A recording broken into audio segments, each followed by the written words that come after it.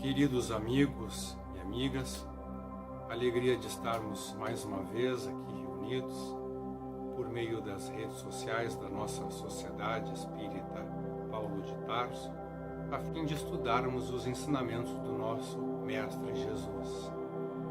O tema da nossa palestra é a reforma íntima para o mundo de regeneração.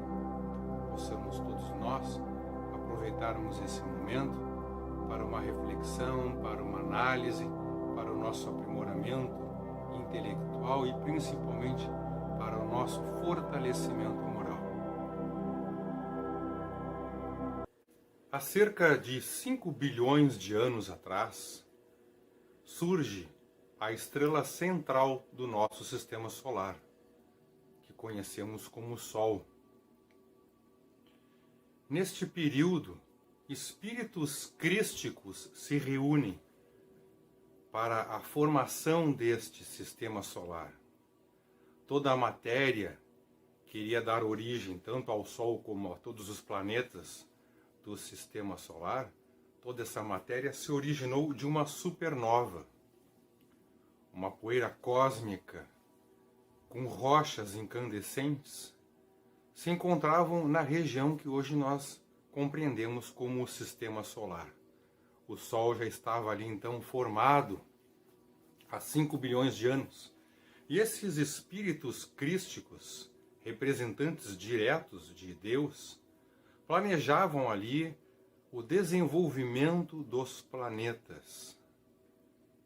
Governador e co-criador do planeta Terra, ali estava Jesus, traçando todo o desenvolvimento desse planeta, o seu surgimento, todos os fenômenos que seriam necessários, tanto para a formação desse planeta, como para a possibilidade da vida orgânica neste nosso mundo.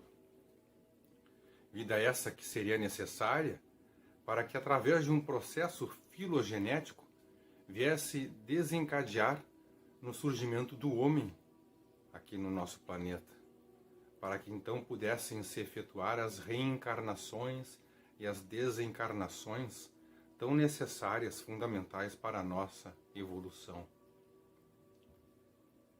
Passaram-se 500 milhões de anos, e aí então há 4,5 bilhões de anos atrás, através de uma nebulosa terrestre, que era uma poeira cósmica e rochas incandescentes, sobre a força e sobre a organização mental de Jesus, essa nebulosa começa a se organizar, a se adensar, a se aglutinar, para que o nosso planeta, então, começasse a se configurar como uma esfera.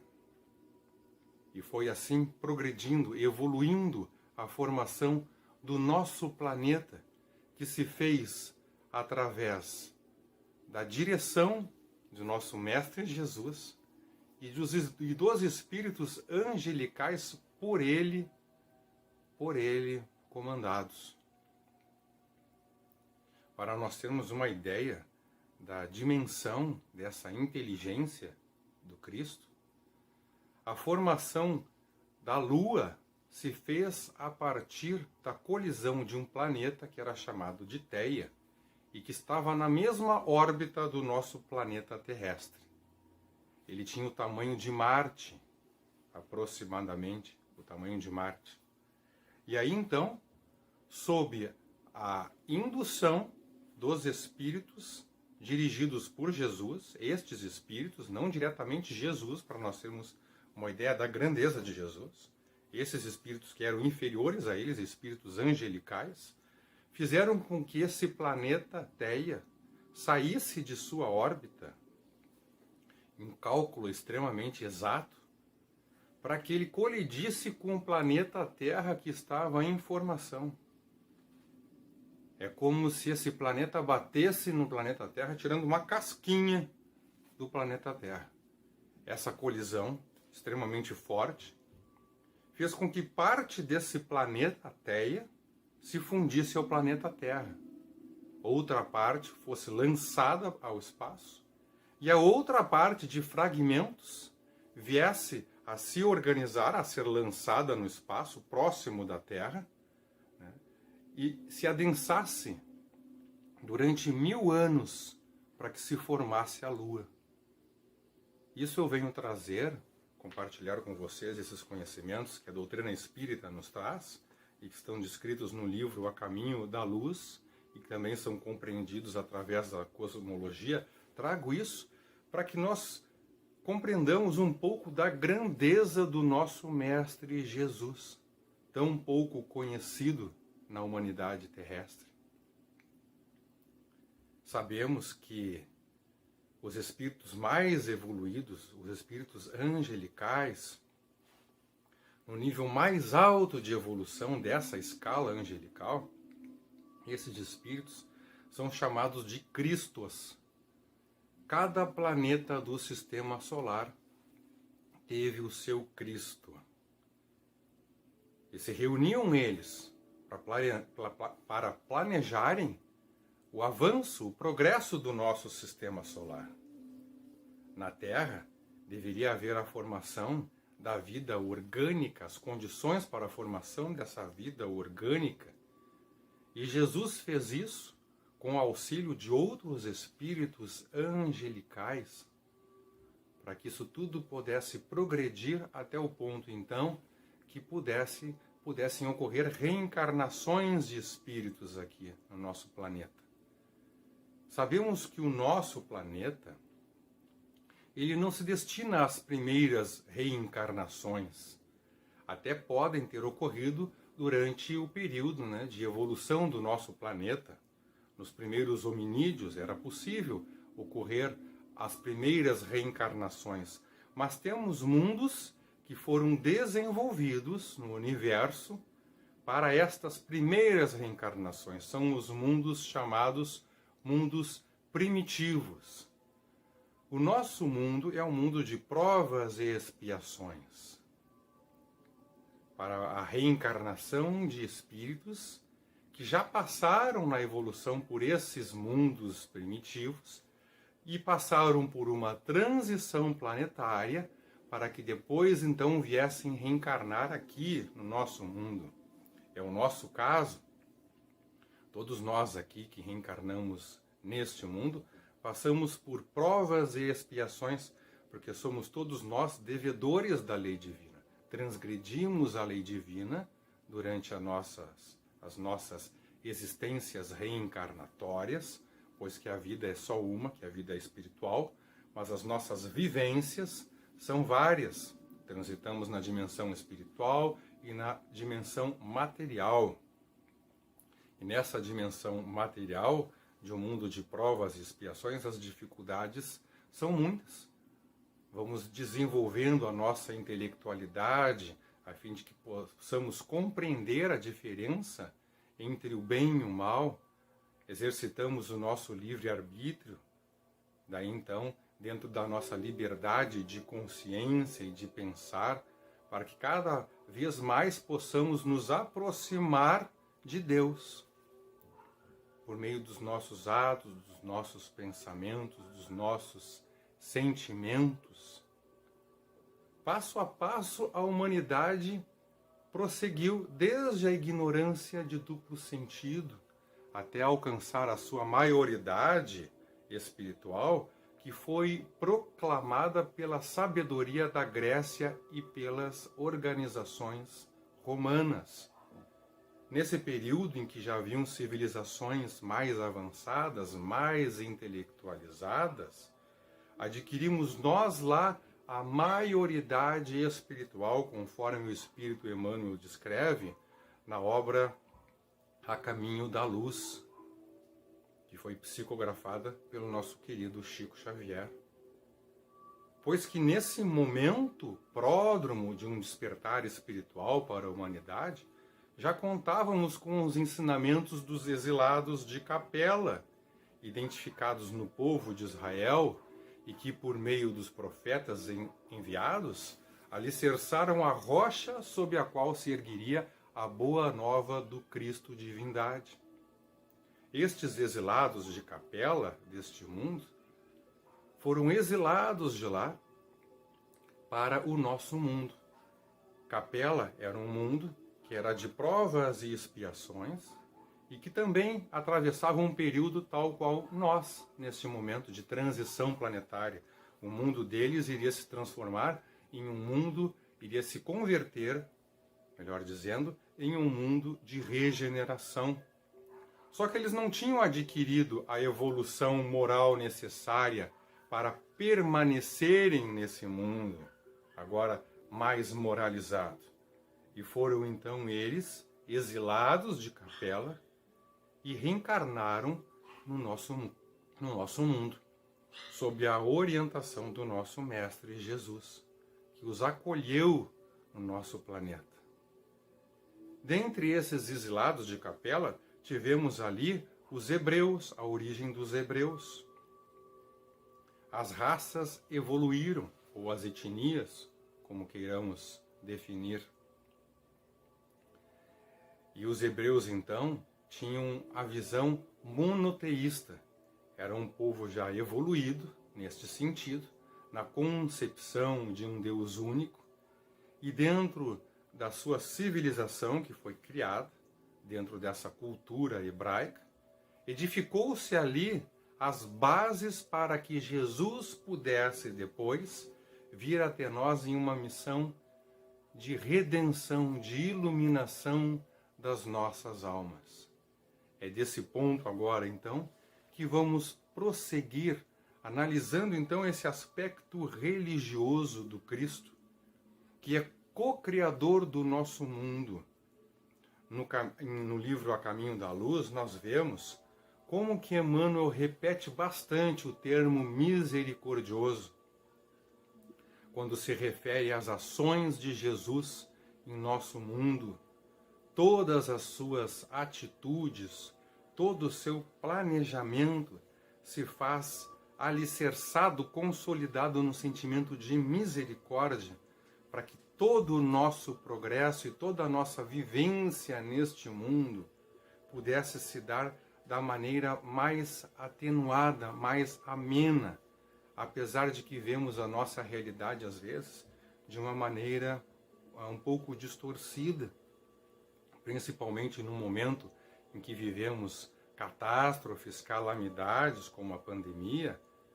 Alguns de nós ainda pensam que Deus é impiedoso, que não há misericórdia, pois que, pelo contrário, Deus é todo misericórdia e Jesus, como seu representante direto, organizou, construiu o nosso planeta e fez as diretrizes para o prosseguimento, para o avanço de nosso planeta, contemplando as melhores condições para a nossa evolução.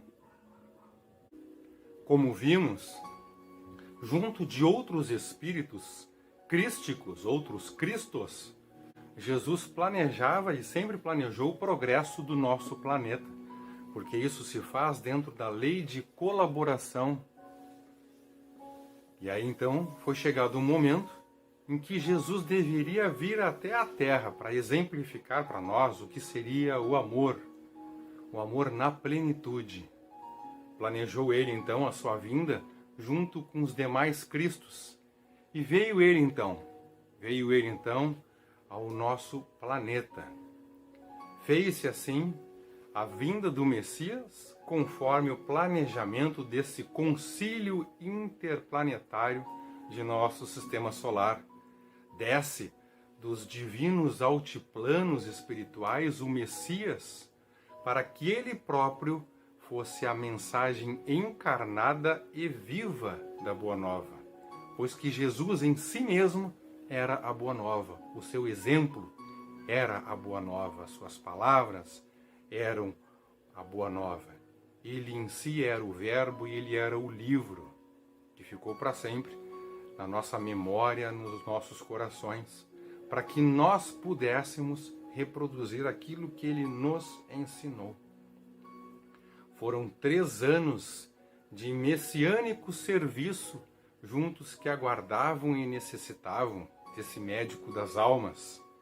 Nos foi apresentado um novo Deus de amor, de misericórdia, de bondade, que sempre perdoa, com essas virtudes infindáveis que nunca se terminam, pois que Deus ama a todos, ama o criminoso e ama ao anjo da mesma maneira, sem nenhuma distinção. Exemplo esse que Jesus nos deu, amando a todos sem distinção, recomendando que nós amássemos os nossos inimigos, pois que ali, na presença de um inimigo, estamos nós na presença também de Jesus, que quer nos corrigir, nos quer ensinar algo através desse, que tenta nos ferir, que tenta nos agredir, mas que faz isso por permissão de Deus, porque assim é bom para nós, para que possamos corrigir os nossos equívocos, redirecionar os nossos pensamentos, os nossos sentimentos. E Jesus ficou ali durante aqueles 3 anos intensivos. Tudo que ele dizia era ensinamento, tudo que ele falava era esclarecimento, era consolo, era amor. Todas as suas palavras, as suas atitudes.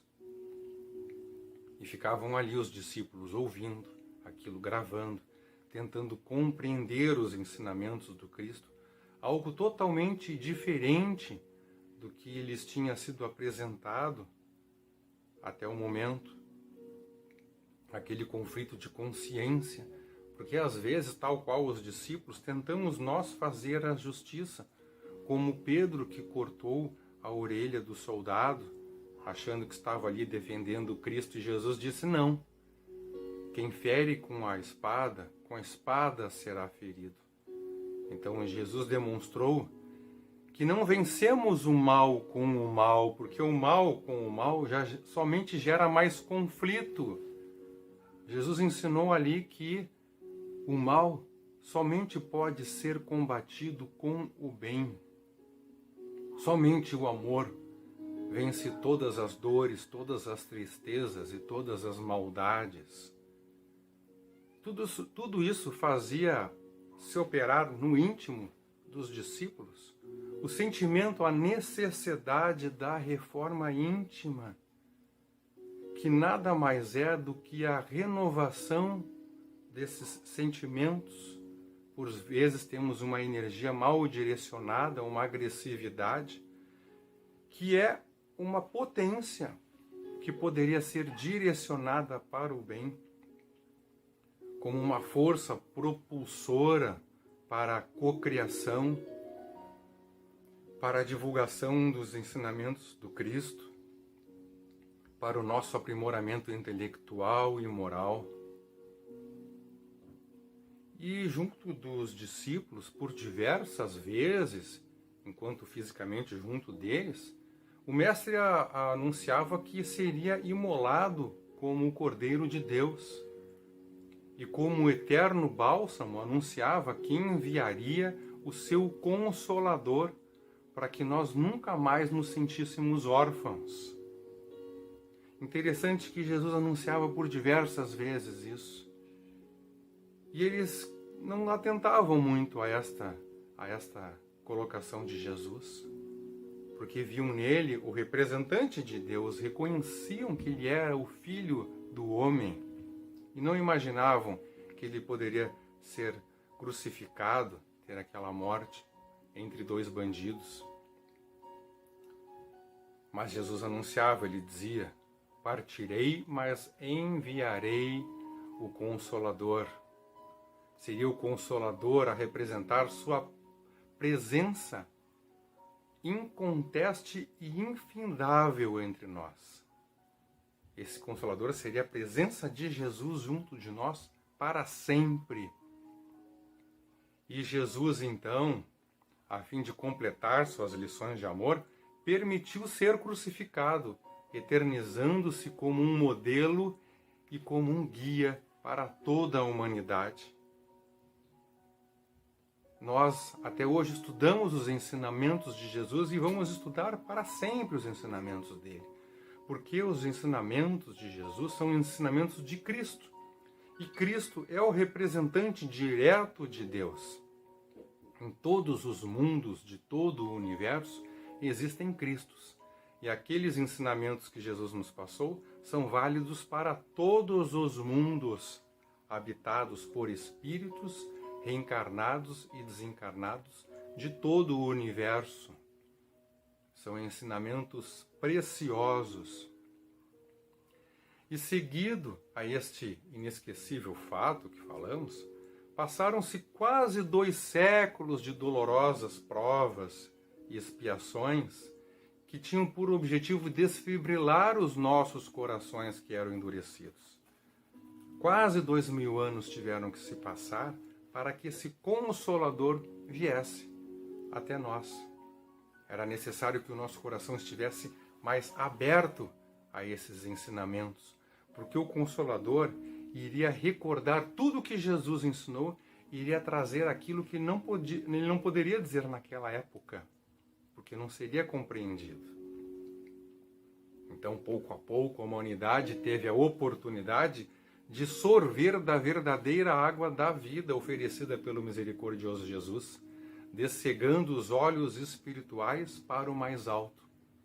Cada vez nós, mais conscientes de nossas faltas e equívocos e sob o acolhimento de inspirações para o bem, nós temos operado pela nossa reforma íntima. Cada vez mais, nós que somos espíritas em especial, sabemos que o nosso propósito é o de sermos hoje melhores do que ontem e amanhã melhores do que hoje. Corrigindo então esses nossos pensamentos, esses nossos sentimentos, tomando novas atitudes, novos posicionamentos, representando o nosso Mestre onde quer que estejamos. Porque Jesus disse que os seus discípulos seriam reconhecidos por muitos se amarem. E esse é o nosso papel, a nossa reencarnação. De cada um de nós, dentro de nossa singeleza, de nossa simplicidade, cada um de nós, imitarmos Jesus, pois foi para isso que ele veio até nós, para dar o exemplo. Nós temos ali, então, o modelo e o guia. Nós temos o caminho para o nosso progresso, para a conquista da nossa felicidade.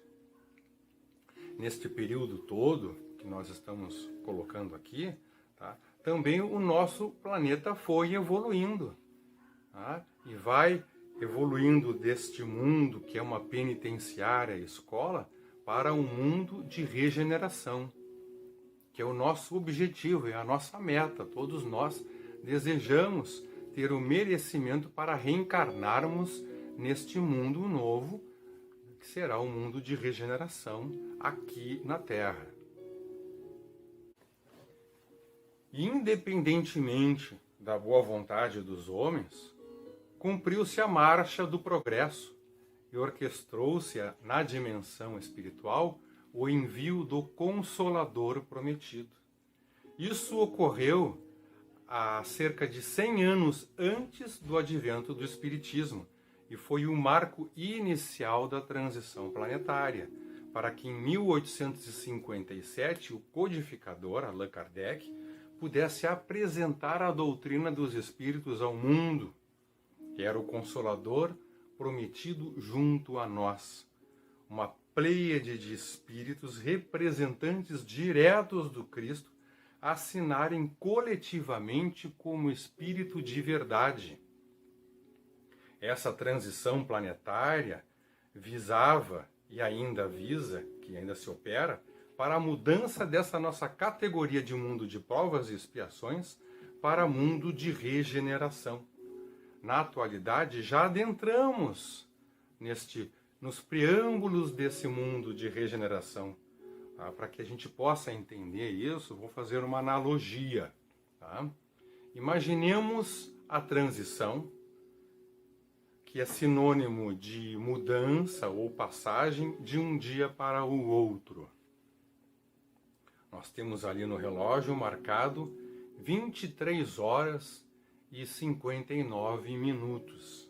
Ainda é o mesmo dia, pois o relógio avança e marca ali 0 horas e 1 minuto. já se iniciou um novo dia. Só que nós ainda estamos vivendo na escuridão. Estamos experimentando as trevas, o frio da noite, os perigos da noite. Ainda é noite. Ainda é escuro. E várias horas vão se suceder, até que então os primeiros raios de sol venham nos trazer o alvorecer de um novo dia.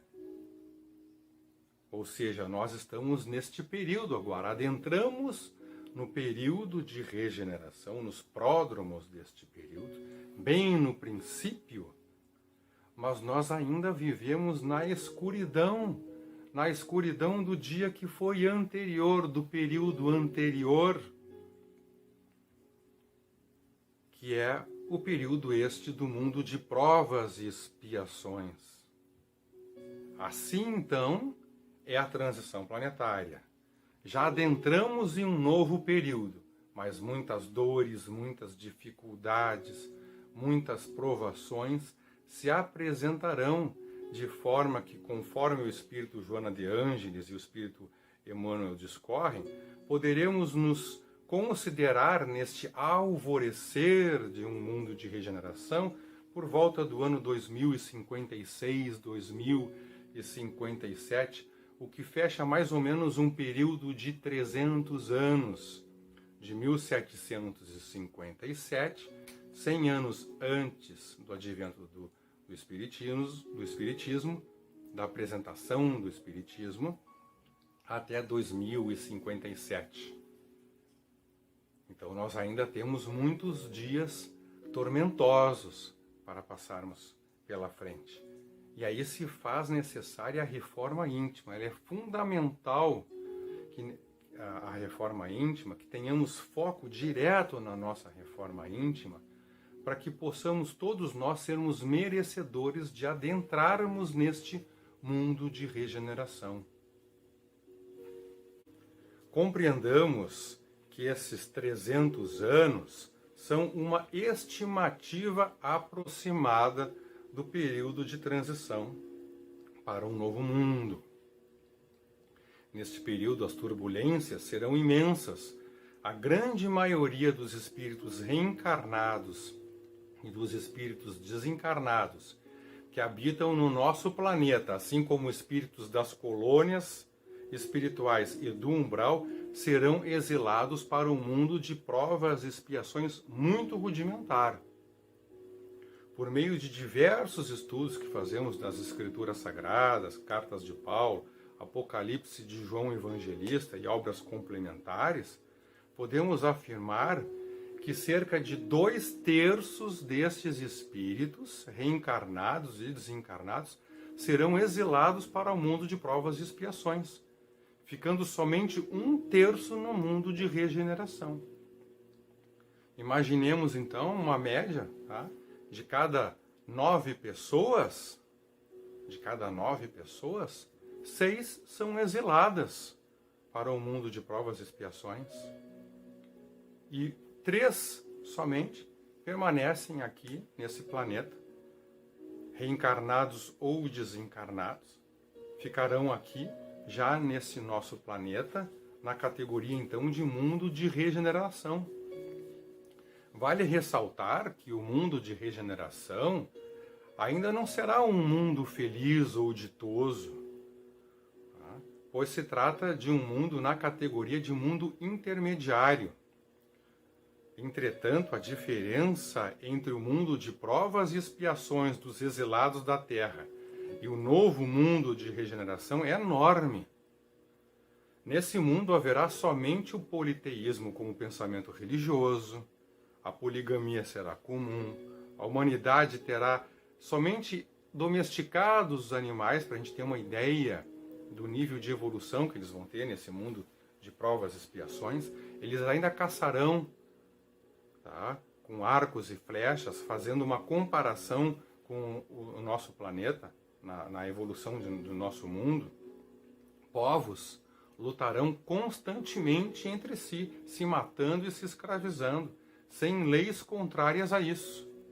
será como o período da barbárie que nós vivemos aqui no nosso mundo.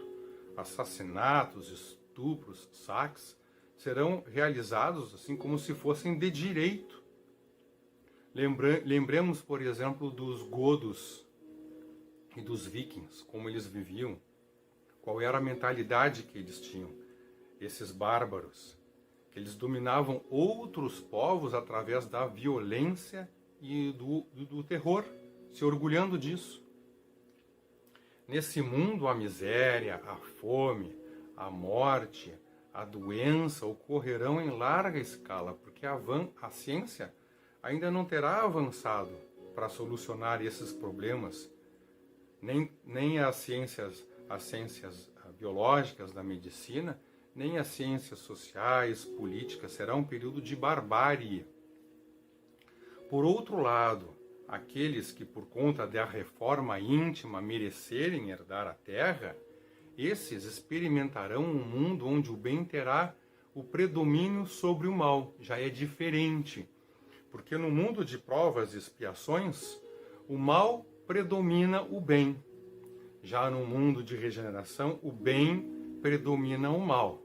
E esse mundo de regeneração evoluindo, por cerca de até 5.000 anos, irá um dia passar por uma transição onde se tornará então um mundo superior, onde será então categorizado como um mundo feliz ou um mundo ditoso. Aí sim, aí todos aí estarão praticando a essência dos ensinamentos de Jesus.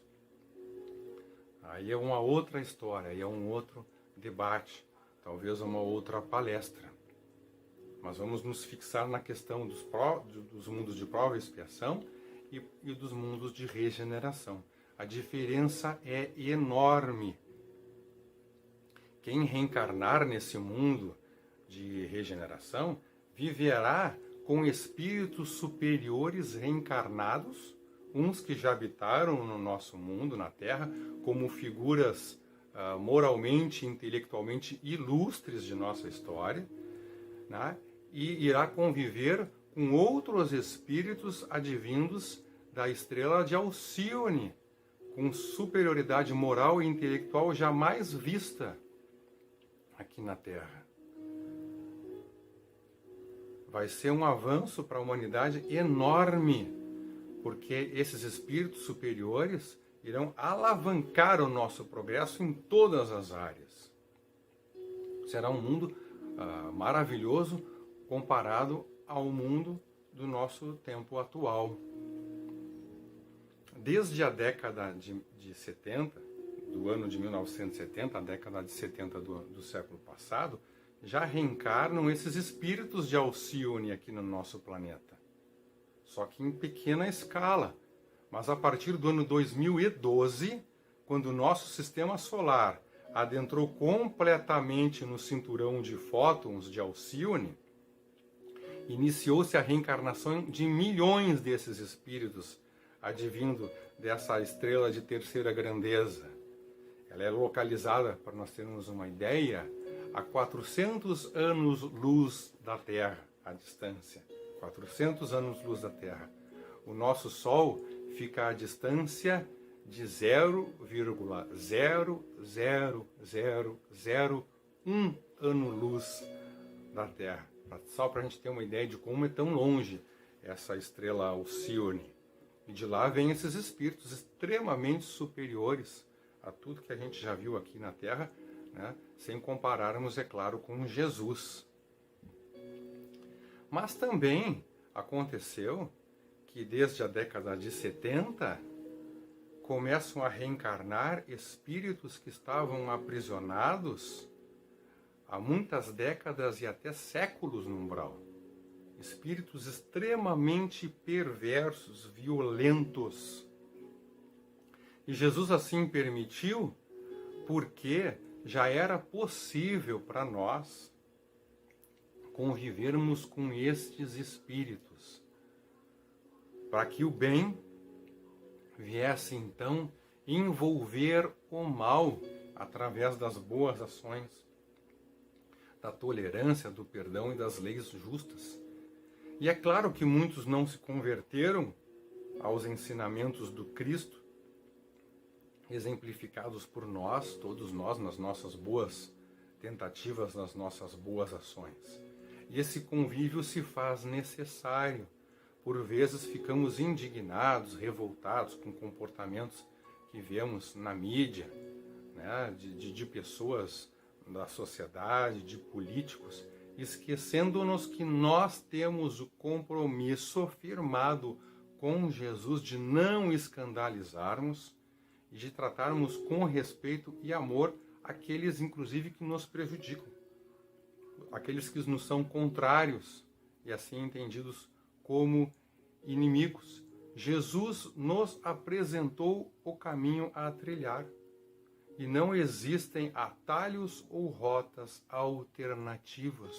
O caminho é só um, que é o caminho do amor, da compreensão, da paz. E nós que desejamos adentrar nesse mundo de regeneração, merecermos isso, nós temos que nos fixarmos na reforma íntima, foco na reforma íntima.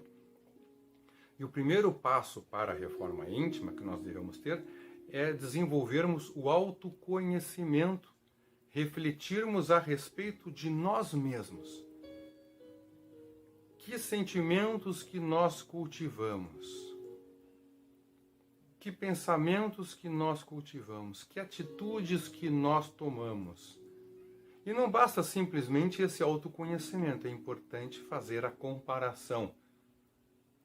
O que eu estou sendo representa o que Jesus deseja e espera de mim? Essa análise íntima, por isso do nome reforma íntima, se faz necessária em todos os momentos. E Jesus nos pede muito pouco se nós formos analisar, se nós formos pensar bem.